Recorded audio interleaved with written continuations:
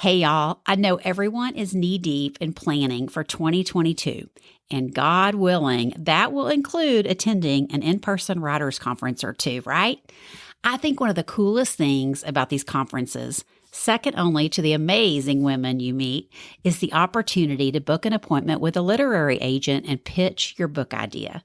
That is, if you're hoping to partner with a traditional publisher, because most of them, if not all, require your book proposal to come through an agent. So when I wanted to dig into the topic of what agents were looking for, especially in regards to an author's platform, I immediately thought of my guest today, Barb Roose. Barb is an agent at Books and Such Literary Agency, where she champions authors through the contract negotiations and cheers them on throughout the publishing process. She's also the nonfiction author of 8 books and Bible studies to help women live beautifully strong and courageous. Her most recent release is Breakthrough, Finding Freedom in Christ, a study of Galatians, and she also has studies on waiting on God, winning the battle of worry, and more. Just a few of the issues authors face, right? So you will see why Barb was my perfect choice to talk about what agents are looking for in a book proposal and to also give you some author-to-author tips to encourage your heart when the going gets tough. So let's get to it.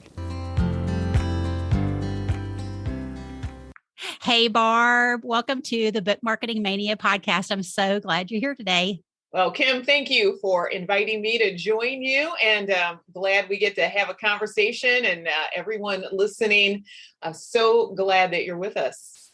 Me too. So before we get started, Barb, for those that don't know you, can you share a little fun fact about yourself? Well, the funnest fun fact that I can think about me is that I love to eat dessert first when I am at a restaurant. And I don't know if that qualifies as a fun fact, but it's an important fact because the thing that I like to avoid is getting to the end of the meal. And when they come back and say, do you want dessert? There's deep sadness when I have to say, no, I'm full. So to solve that problem, I order dessert first. And they say, do you want it with your meal? And I say, no, you let the food cook. You bring that dessert out with a fork right now. I love that. I love dessert too. And I love those pillows, that say that, but I never think to do that when I'm out and about. So thank you. I'm going to have the courage to do that now from now, because you're right. That's the most important part of the meal. I was going to say, and now for anyone listening today, that's like the one thing they're going to come away with. And so they're like, look at that. But there you go. That's right. Hey, how did I know to have you on there to share that tidbit? And also, we just did a recent episode all about how our different Enneagram numbers approach book marketing. So I'd love to hear what your Enneagram number is. Well, so once upon a time, I was an 8. When I was in my old job, I was the executive director of ministry at a mega church. However, in my speaking and author life and agenting life, the last 6 years, I am a 3 wing 2. Oh, wow. You get a lot of work done. I'm married to an 8. I think that's interesting. You're not an 8 anymore. Yeah, I'm a 9. So interesting. Well, that's a good balance. Yeah. Well, 3s and 8s are often confused. That's true. And but it took me a while because I kind of categorized myself as an 8 for a little while. But there's something there's a collaborative piece of the 3 that I'm fond of. A 3 cares deeply about achievement, cares about getting things done, and caring about how other people perceive them. And within that, there's a care for collaboration. And as a literary agent, that is one of the reasons why I said yes, because literary agents help people be successful. And I think that really speaks to the heart of a 3. Oh, yes. So true. I've worked with a lot of 3s. Y'all are amazing, and y'all are hard workers and definitely all about getting things done, but in a very caring way. So as you know, today we're all about talking about book marketing. Barb, first off, I wanted to ask you, can you just kind of tell us a little bit about your author agent journey, your work as a literary agent, and the importance of having one if you're wanting to traditionally publish a book? Well, let me start with answering the back part, because your listeners, as much as they want to hear about my journey, they really want to know, okay, how do I land a literary agent? And because I've had a literary agent myself for many years. I was represented by Rochelle Gardner with Books and Such, and she has now moved on, and she now has her agency, Gardner Literary. And I'm still with Books and Such, and I'm represented by our fabulous owner, Janet Grant. And the advantage for me as an author of having a literary agent is because I did not understand how to navigate the wild world of publishing. For anyone out there who has a deep desire to be traditionally published, one of the key advantages of having a literary agent is all about connection. As a literary agent, I build relationships with the editors at the publishers that writers want to connect with. And I have an opportunity to find out the types of content that they're looking for.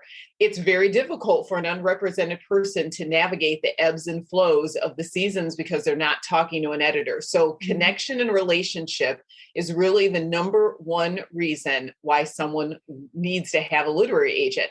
And in my own personal journey as an author, I'm a full-time traditionally published author of 8 books. I'm in the process of brainstorming my 9th book in nonfiction. For me, I love knowing that I have somebody advocating for me. A literary agent's job in the contract process is to make sure that that author, that their book is set up well, not just in getting a good advance, but also for the life cycle of that book, which is beyond the launch of the book. So a literary agent is paying attention in the contract to things such as the rights, merchandising rights, third-party rights. A literary agent is watching out for what happens if there's a kerfluffle over time with the author and the publisher, making sure the author is protected. And then towards the end of the life cycle of that book, we as agents negotiate hard up front to make sure that author has as many options as possible when that book reaches the end of the life cycle. And I love that you bring your experience to the table you said you're working on your 9th book. So I know you have obviously many books and Bible studies. And I think that's so important, right? To work with somebody that really knows that territory. You've been there, done that, and you're so passionate about helping other authors on that journey. So I think that's so fascinating. So I know as you then, as an author and as an agent working with lots of authors, you probably do a lot of talking about platform. And I so appreciate that you said you were talking about the longevity of your book, right? It's not just about the book launch. Like we start the marketing way early before the book launches, and we're marketing it way after the book launches, as long as we want to sell it, right? So can you talk to us a little bit about platform and how, sometimes we get wrapped around the idea of having to have these big numbers to attract publishers, but that doesn't always translate to book sales if they're not an engaged community of followers. Can you just kind of talk through that, like what publishers are looking for and agents are looking for, and how authors can maybe go about growing those platforms? That is a great question. And this is often the key question everyone wants to know. So I want to start with first putting the cookies on the bottom cookie shelf, Kim, because everyone who's listening is coming at this from a different perspective. So the very first thing before platform is you have to have a great concept. So if you are out there and you've heard you need a big platform to get published, that's great. And that's amazing. But when I'm talking with editors and for me as a literary agent, the very first hurdle that you have to clear is that you've got to have an idea that is unique and universal. And that idea is what's going to get you through the door. Now, when we talk about platform, there are lots of ways that people define platform, so many ways. Michael Hyatt wrote the definitive book back in the day. But for me, I define platform as the number of people who are connected to your message and they like to listen to you. It's a very simple way. And I've taught on this so many times. Now, platform is more than just the number of people that you have following you. Social media, as well as technology, has made it really easy for people to manipulate those numbers in certain ways. So platform is very much about who is connected to you and they like following you. So you can pay attention and go, who's actually engaging? I listened to a podcast series a while back from one of the top gurus. When it comes to engagement, what we mean are likes and shares and follows. That's what we're talking about, and open rates. So I am a proponent. We're going to break this down more. When Uh-huh. when I think about platform, I'm going to place my emphasis with prospective clients and my existing clients on mailing list. So building a mailing list is going to be directly correlated to the strength of someone's book sales. So for the purposes of our continuing conversation, I'm going to skew heavily toward mailing list rather than just keep the focus on social media. Mm-hmm. But it is about that engaged audience. Great. And that's their building their email list. And I'm glad you said about open rates, because I know so often we can come up with these really great lead magnet ideas and have a huge mailing list. But then, yeah, if no one's opening it and hearing about your book, then what good does that do it? It's very important because the strength of book sales is an author. I have had many friends who've gotten that book contract and they're all over social media. They're like, look, we've got it. They've taken the pictures of them signing the contract. And then 2 years later, I get an email and they are just like, hey, I'm feeling really sad because they had a less than desirable performance in their book launch. And it's looking like it's going to be hard for them to get that next contract. And the reason why is that they put a lot of emphasis on social media posts and lots of emphasis on making sure that they had the most beautiful graphics. But their mailing list strength, they only contacted their mailing list every couple of weeks. It wasn't consistent. When they did contact their mailing list every week was, I have a book coming out, I have a book coming out, and they weren't adding value to their mailing list. So this is something that if I had to tell your reader or the listeners today to focus on, is to have a high quality connection with your mailing list. And that takes time and effort. And for me personally, I do a devotional every single Monday. That's my conviction. But I write that devotional every single Monday because for the way that my platform is set up, that's what my audience, that's the reason why they follow me, is because I'm a Bible teacher at heart and I tell lots of stories.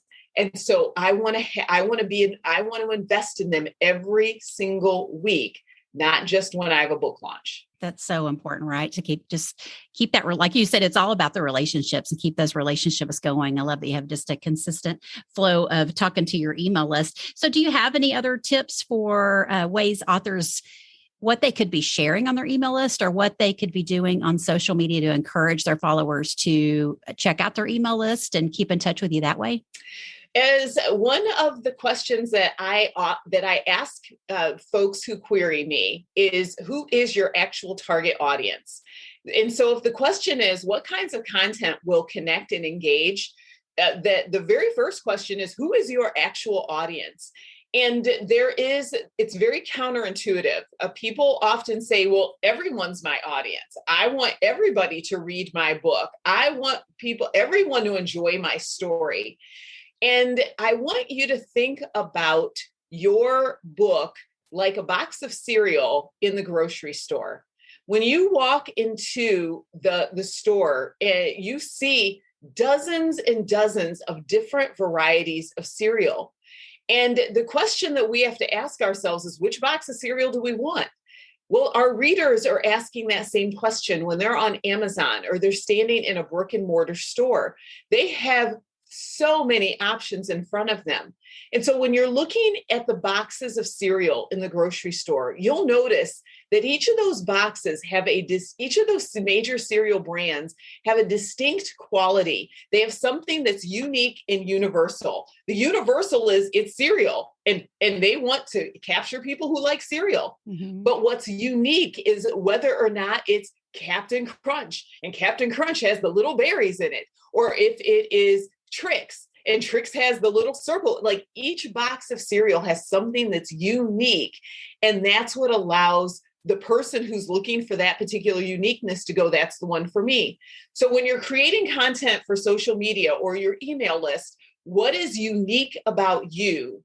So that the people that are out there who are looking for content, they go, oh, that's a person that I like the specific way that they speak. And so if you're a mom, it's more than just putting out content for moms.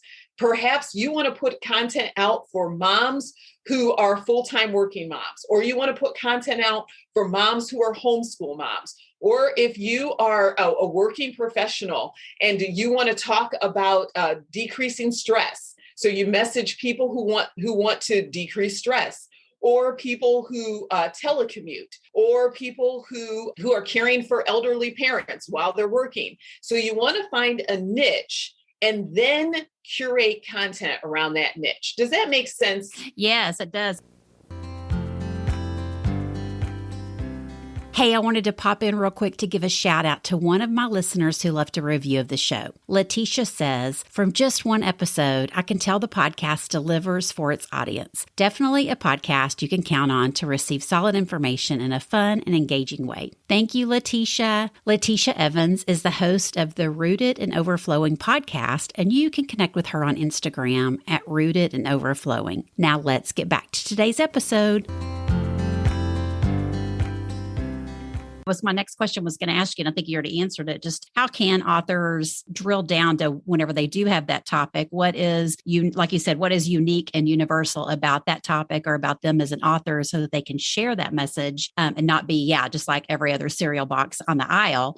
Because that's what I think, like, then you kind of back up before you can even present that book topic is how am I engaging with my potential readers today with that kind of information and be able to show that I've already got an engaged audience that's interested in this unique and universal topic, which kind of leads me to the next question I wanted to ask you about. So you've kind of given a lot of information of, what your perspective is on your experience as an author and as an agent. So when you go to present book proposals to publishers, what kind of information are they looking for? Well, I'm going to very quickly walk through 4 elements. Now, there are actually more elements than that, but just so that we can keep it clean and quick.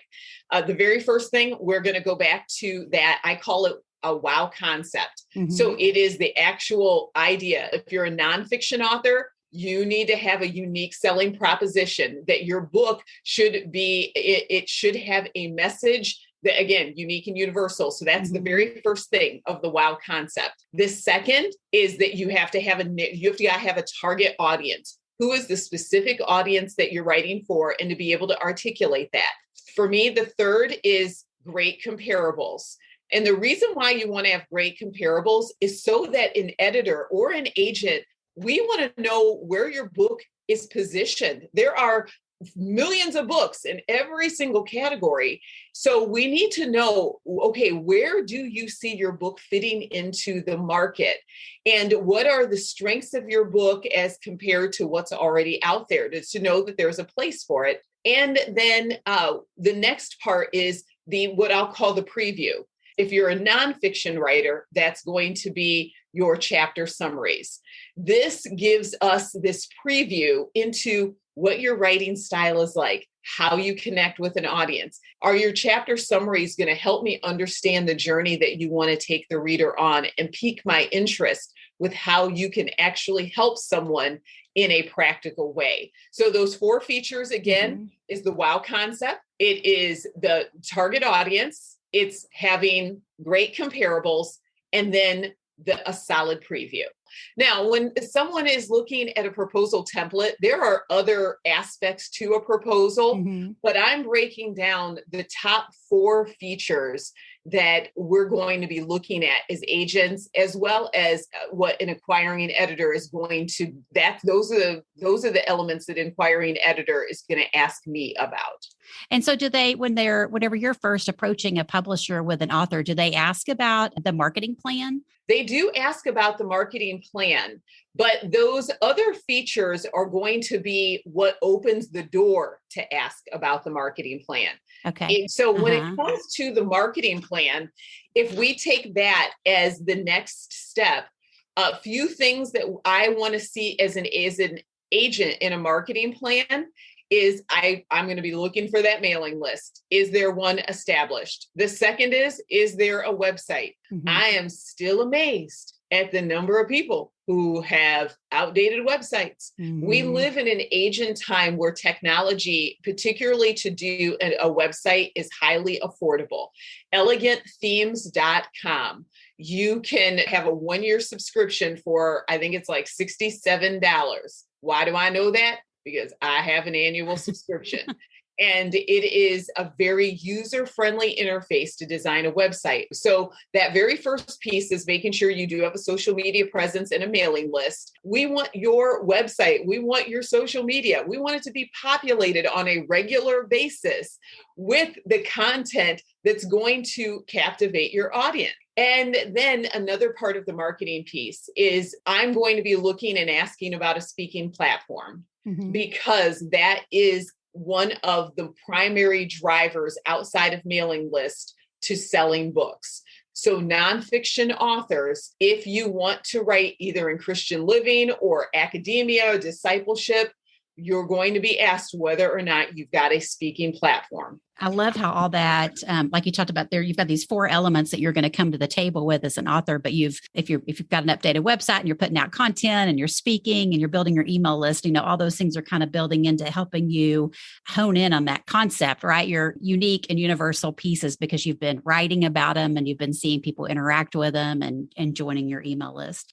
And let me for a moment cast a greater vision, because I suspect there's somebody who's out there right now who is like, whoo, that's an overwhelming amount of stuff, Barb, you're asking us to do. And so I want you to just take a moment and take a deep breath if you're listening, because if you are taking in for the first time or you are just in the early part of the journey, it can feel overwhelming. So we're not saying that you have to do all of these things at once. Mm-hmm. But one of the primary reasons that a literary agent and an acquiring editor at a publisher is looking for a mailing list and a social media presence is the social proof that your message is resonating with others. Mm-hmm. And on top of that, it gives you an opportunity to hone your message, to sharpen it, to expand it where you need to. So these are not tasks that we're asking you to do as a checklist. These are actually tasks that help you serve people better with the dream that you have. Yeah, talking about the different people involved in the process and just the why behind it, right? Like you said, it's not just a checklist.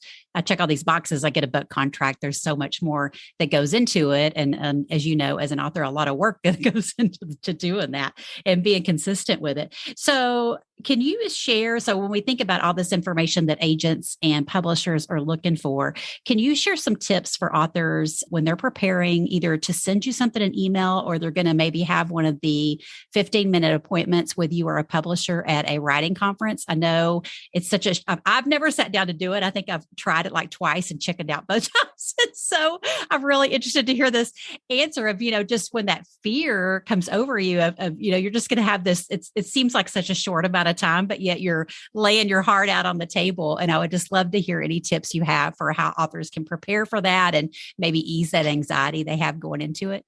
Well, I have done that. My very first book pitch was in July of 2014. And the night before my book pitch, I discovered that I had chocolate ice cream on the top that I was going to wear. And I was at a conference that was out of state. I had to hop in the car at 7 a.m. the next morning, and I had to find a Walmart. I rushed out the night before and actually bought a new outfit. And I just remember just thinking, I planned so carefully. So let me, for the listeners, I'm going to give you a very quick overview of what that appointment looks like and preface it with this. I would love for you to pitch yourself, to just go, I need to pitch myself at least 3 or 4 times, because when you put the pressure on yourself that you're only going to have one pitch, then it feels like your whole life is staked on that one pitch. That's really not fair to yourself. When my kids were all in school and it came time to take the ACT, I purposely told the kids that they were going to take it at least 3 times because I didn't want them to feel like the rest of their lives hinged on them getting it right that first time. And so the same thing goes for you if you're thinking about pitching, that you're going to have in your mentality, I'm going to purposefully pitch 3 times, possibly 4. So when someone comes in for a pitch appointment, I have them sit down. The first thing I do is smile at them and tell them to take a deep breath. And I let them know that this is not going to be for all the marbles. And I want to set that expectation right there. And then I just say, hey, when you're ready, tell me about your book idea. And when you're pitching an agent or an author, the very first thing I suggest you start with is the hook or the unique selling proposition. We're going to get around to a lot of the other information, but that is what helps us to stand in that same space with you in that idea. So if you can't explain your book project in 3 sentences or less, it's going to be hard for us to track with you. And so that's the first thing I'm going to suggest to you. Make sure you can explain it in 3 sentences or less. The next thing is that we're going to ask you about your connection to your audience, which leads into your marketing plan. Mm-hmm. So this is the space where we want you to tell us about your social media and your mailing list. This is the space we're going to ask you about, hey, how do you connect with people? If you're nonfiction, that's where I want you to tell me about your speaking platform or your podcast or your YouTube channel. But in the process of talking with an agent or an editor, we want to find great ideas. So this is not an adversarial situation where we're just hoping to shoot you down. Remember, we're sitting there all day long. We want the day to be successful as well. We want to find great candidates. So I want you to know that you have someone who is pulling for you because we're looking for great and exciting ideas. Yeah, just knowing that you are a cheerleader for the author, right? It's not just, you don't have to get so worked up about it because you really are looking to partner with the author and champion their book with publishers. So I think that's so important to remember. And maybe I'll keep that in mind next time I go to a writing conference. Very much so. I mean, I recognize just being on the other side, like you want to throw up, you want to run, you're thinking, I can't think of a word. And I can promise you, even the most curmudgeonly looking agent or acquiring editor who has been sitting there all day long, they want you to be amazing because we want to have great ideas. We want to have great books to work with. We often will offer a suggestion or 2. If for some reason it's not quite there yet, we want to offer it. So rejection is not rejection. Rejection is it is not ready and it needs a little more time. The problem I think comes in with us as writers is we want it to be right now. We want to be able to take that next step. We want it to be good as it is. And what we as editors and agents want to say is if it's not ready, give it time to get ready. And that's so hard to do sometimes, right? So y'all heard in my introduction that Barb is a fellow nonfiction author, and she's written several Bible studies and devotionals to help us live beautifully, strong, and courageous in spite of our fears, just like we talked about. And, we get so fearful of what's going to happen with this book, and we feel like it's all on us, or we feel like we are in that waiting period, and we don't always look at it in a positive light. So I would love for you, Barb, just to share some encouragement for our listeners who might be struggling with marketing their books or waiting on a yes from an agent or publisher, or just, the worry we get wrapped up in, or needing to control everything. I mean, you know how it is. You've done this, been there, done this many, many times, and you're also on the opposite side seeing it as an agent. So I just would love for you to share some encouragement for our listeners today. Well, and I love how you describe that list of struggles, because I actually have a book or a Bible study on all those topics. That's why I wanted to ask you. Worry, control issues, and patience. I mean, if you want to track with all those. Well, I'd love to talk to your audience as an author right now. I actually, at the time we're taping this, I have a book proposal of my own that's due in 4 days. And this week, life has been complicated and heavy. just for my own personal sake. And so when I am working through what feels like it feels like I'm walking through mud, I'm trying to shape these ideas.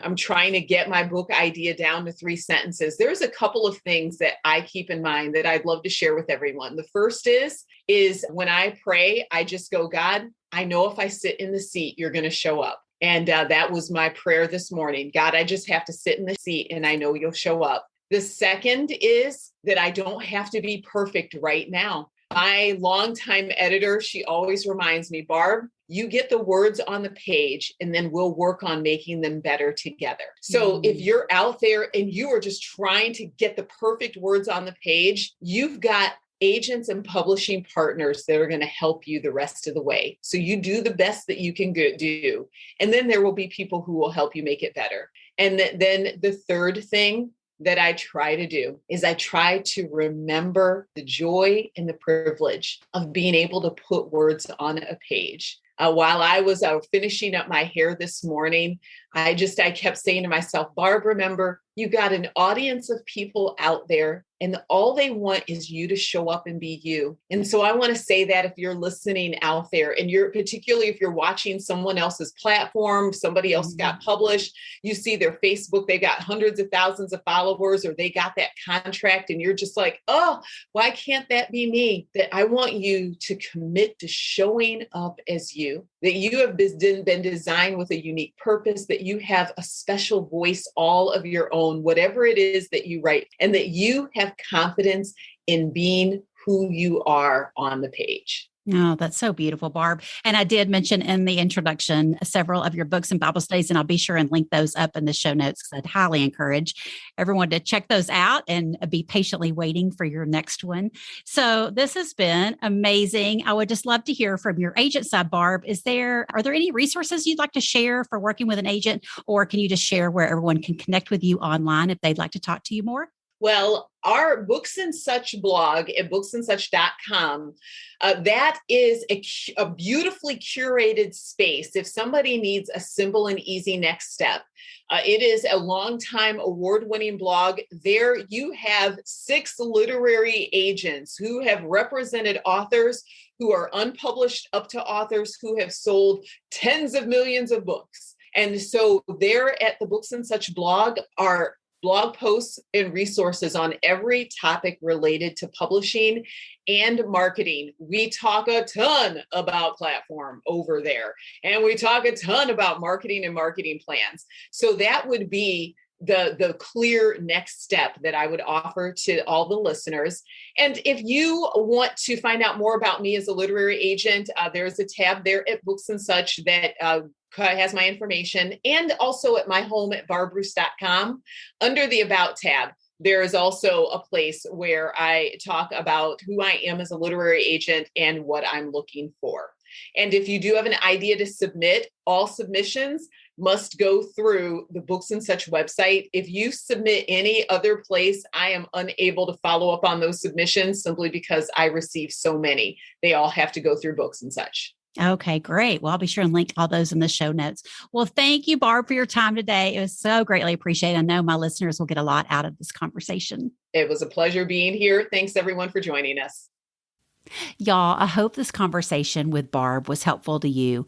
I think she actually gave some great advice for all authors, not just ones seeking an agent in a traditional publishing contract. Platform is not just about the numbers, but readers who are staying connected with you. They're commenting on your post, sharing your post, opening and taking action on your emails. I love what she said about your engaged platform is social proof that your message is resonating with others. Plus, it gives you an opportunity to hone your message, to sharpen it, to expand it where you need to. Building a platform is not just a checklist of things to do to get a book contract. These are actually tasks that can help you serve people better with the dream that you have. Doesn't that sound exactly what we're all called to do? And I'm so thankful for her generosity today. And hey, if this episode of Book Marketing Mania gave you some fresh ideas for how you're building your own author platform, I'd be so grateful if you left a review, as that will help other authors and bloggers discover this show. Thanks for tuning in, and I'll see you next week as I cheer you on to market your book one podcast at a time.